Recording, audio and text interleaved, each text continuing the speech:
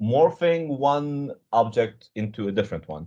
For example, you can create any shape you want, and I want this shape to go into a circle. Very simply, tick, tack, and done. You can go more creative with this. You can play with the options to create more interesting things. And that would be in Objects, Blend, and Blend option.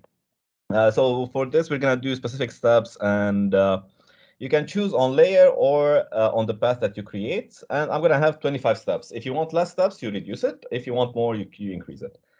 Let's create the background.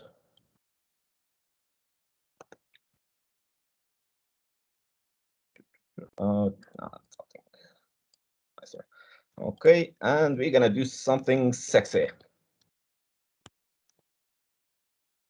Great. Mobile out of font, of course, part of my life. Let's do it as a stroke, and we're gonna morph it into the same shape, but create a movement in it. So we copy it, and then the blending option, and done. What we can do here is we copy this and paste it in the place and change the color. So that way we created, you can play with the colors as well. So basically it could, we can start with, let's say, stroke color. Let's do it yellow into orange. And that's it. We can do the same, copy this, the first frame, just to have it on top, to have it readable. And with the path, you can play with it. I'm gonna change the color of the background. Go into so the path that is following is this line. If I shift it, you get a different layout because it's following the path that you created. And with that, you can create some interesting typography in case you ever need to. They always look nice. And here you go. That's blending option. You can play with the option with the parameters. It's always you can create so many different things, especially if you're creating an infographic. Let's say a plastic bag being recycled into, I don't know, clothing. So you can have the icon of a plastic bottle into a T-shirt, and then you do the morphing. So it takes all the shapes and just step by step it changes. Let's move to Photoshop. In case you missed a few updates, it's been for a while, especially for the croppings. So let's say we take the picture of this dog, this beautiful dog, and I want to crop him from the background. And it's really tricky because you have hair all around. But with the updates, it became really simple and very straightforward. If you go to the Selection tab, you have the Select and Mask. Once you click that, it takes you to this panel, increase transparency to see what it is, and you need to select subject here on top. Once you select that, it's going to take a bit of time, and it selected this. But it looks crappy. How do we do all the feathers and all that? Feathers, it's a dog, okay. It would be nice to have feathers on dogs.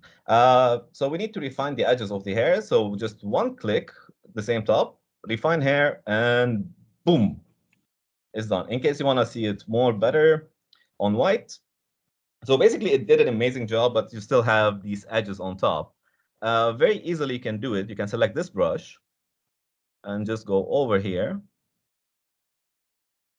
And it's perfect. The thing is, it works a lot on any picture if you have a girl with hair flowing. So instead of going and cropping with the pen tool or whatever other tool you have, you can just do it in 2 clicks and it is done.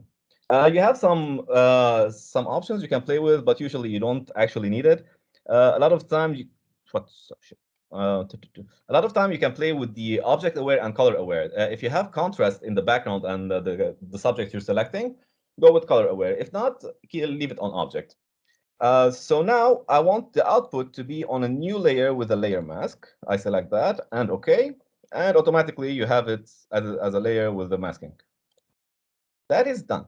We're going to do one more thing. We're going to take this image. A lot of time when you get an image and the sky, it's a bit shitty. Sorry, maybe I should express myself differently on that. The sky sucks. and you need to actually improve it.